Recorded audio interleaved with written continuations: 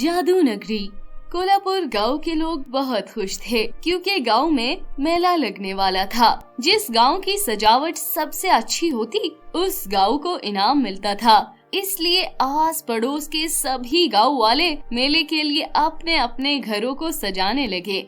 गांव के मुखिया जी ने गांव को सजाने की तैयारी बच्चों के सुपुर्द कर दी थी। परी, डियाना और राजू फूल दीवारों पर सजा रहे थे, जबकि सैम का कोई अता पता नहीं था कि वो कहाँ है।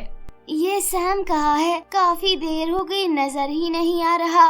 अरे वो साथ वाले गांव की खबरें लाने गया है कि उन्होंने मुकाबले की किस हद तक तैयारी कर ली है।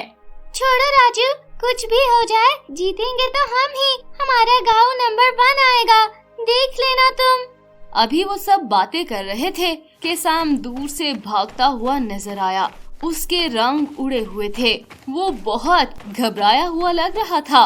वो करीब आया तो राजू उसे देखकर बोला, क्या हो गया? कोई जिन भूत तो नहीं देख लिया जो यूं भागे चले आ रहे हो? सैम कहने लगा, अरे भाई, जिन भूत से बड़ी बला देख कर आ रहा हूँ, तुम लोग यकीन नहीं करोगे। डियाना मुंह बनाते हुए बोली, पहेलियां मत बुझवाओ, साफ साफ बताओ। इतने में गांव वालों की चिल्लाने की आवाजें आने लगती हैं। भागो यहाँ से, वो आ गया है, शाका आ गया, भागो भागो जल्दी करो। परी और बाकी दोस्त हैरत से इधर उधर गांव वालों को भागते हुए देखते हैं। ये शाका कौन है और ये गांव वाले इतना डर क्यों रहे हैं आखिर? परी सोचते हुए बोली, नाम तो कुछ सुना सुना लग रहा है। शाका कौन है वैसे ये? सैम जोर से चिल्लाया, अरे मैं इसी के बारे में तो बताने आ रहा था। ये शाका वही बला है जिसकी कहानियां हम बचपन में सुना करते थे। वो हर 10 साल बाद मेले के दिन आता है और सब कुछ तहस नहस करके चला जाता है। सैम अभी ये बता रहा होता है कि दूर से एक बड़ा सा बगोला उड़ता हुआ नजर आया, जो करीब आने पर एक बहुत बड़े राक्षस जैसा दिखता था। वो चारों के चारों जल्दी से एक दरख्त के पीछे छुप जाते हैं। इस शाका को हम अपने गांव को तबाह नहीं करने देंगे, कुछ तो करना ही पड़ेगा। शाका ऊंची आवाज से कहता है, मैं हूँ शाका, मैं हूँ बड़ा ताकतवर, आया हूँ जादू नगरी से, मेरा कोई मुकाबला नहीं। सब कहाँ छुप गए हो? गाँव वालों, 10 साल बाद आया हूँ, मेरा स्वागत नहीं करोगे? शाका हाथ के इशारे से एक तरफ के सारे दरख्त गिरा देता है। वो चारों ये देखकर हैरान रह जाते हैं। अरे ये शाका तो बहुत ही भयानक है, बहुत बड़ा जादूगर लगता है। इसे यहाँ से बाहर निकालना तो नामुमकिन लग रहा है। परी समझदारी से बोली, डियाना, नामुमकिन कुछ नहीं होता। हम चाहे तो शाका को यहाँ से मार भगा सकते हैं। परी ठीक कह रही है, हमें कुछ न कुछ तो करना पड़ेगा, वरना शाका यहाँ तबाही फैला देगा। अरे हमें कोई जादुई लाइब्रेरी जाना पड़ेगा और वहाँ से कोई किताब ढूंढकर शाका का इलाज करना होगा। जादुई लाइब्रेरी यहाँ से काफी दूर है, जल्दी भागो यहाँ से, इससे पहले कि वो शाका हमें देख ले। वो चारों वहाँ से भागकर जंगल के अंदर बनी जादुई लाइब्रेरी में आ जाते हैं। हम सबको अलग अलग होकर किताब ढूंढनी पड़ेगी। सैम, तुम इस तरफ की किताबें देखो। राजू, तुम ये जो सामने पड़ी है इनको पढ़ो। मैं और परी ये आखिर वाले रैक को देखते हैं। वो चारों वहाँ घूम फिर कर मुख्तलिफ किताबें देख रहे होते हैं कि अचानक एक बूढ़ी औरत अंदर दाखिल होकर कहती है, इस जादुई लाइब्रेरी में सिर्फ अच्छे और मन के सच्चे लोग ही कदम रख सकते हैं। प्यारे बच्चों, यहाँ क्या करने आए हो? ए मेहरबान खातून, हमारे गांव पर शाका ने हमला कर दिया है। हम उसी मुसीबत का कोई उपाय तलाश करने आए हैं। क्या आप हमारी मदद कर सकती हैं? सैम परी से सरगोशी में बोला, ये डियाना इतनी मौसिब कैसे हो गई? परी ने कहा, चुप रहो सैम। वो बूढ़ी औरत एक शेल्फ से एक पुरानी किताब डियाना को देती है और वो सब उसका शुक्रिया अदा करके बाहर आ जाते हैं।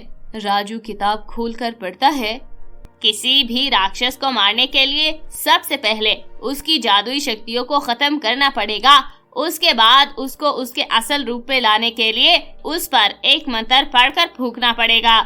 फिर वो किताब परी को देकर कहने लगा, ये मंत्र याद करने वाला काम तुम कर लो, मुझसे नहीं होते ये पढ़ाकू बच्चों वाले काम, बाकी हम तीनों संभाल लेंगे। वो चारों प्लान बनाकर शाका के इर्द गिर्द इकट्ठे हो जाते हैं।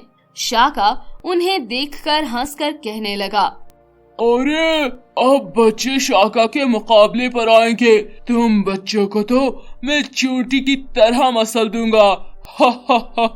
सैम जोश में आगे बढ़ता है तो शाका उसे उठाकर जोर से फेंक देता है। सैम कराहने लगा, हाय मेरी खूबसूरत नाक तोड़ डाली तुमने, इसका हिस्सा तो तुम्हें देना पड़ेगा शाका।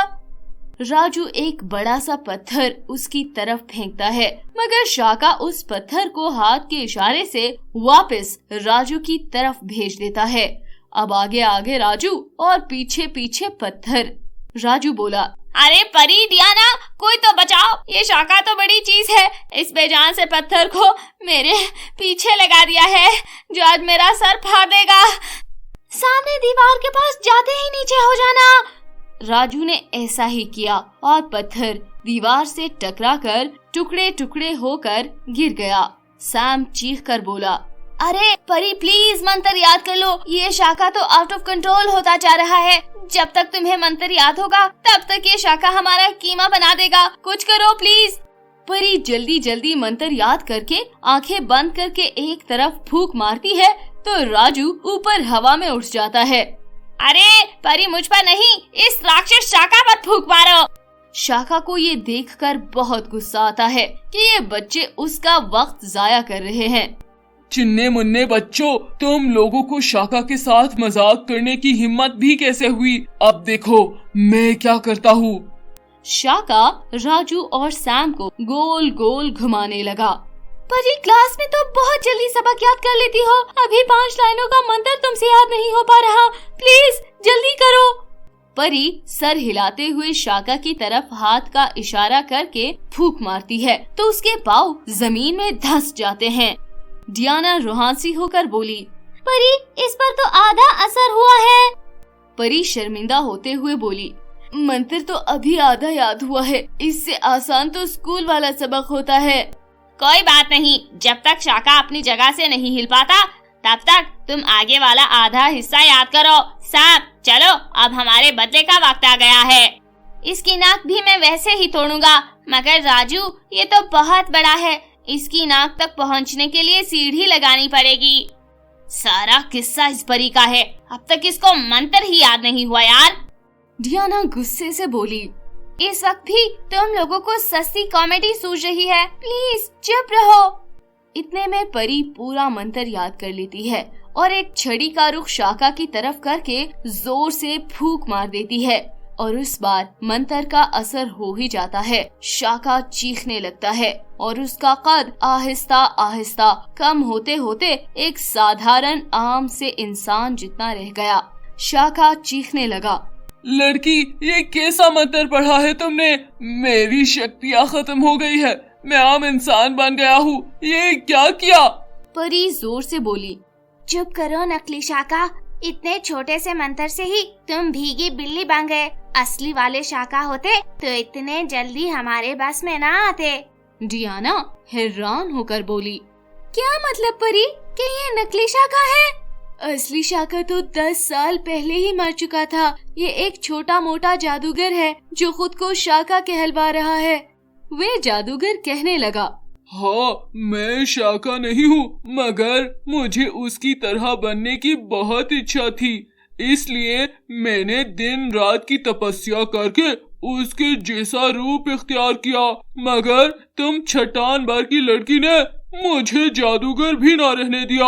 अब तो मेरे पास कोई शक्ति भी नहीं बची है। सैम बोला, नकली शाका, मेरी खूबसूरत नाक की हड्डी तोड़ दी तुमने।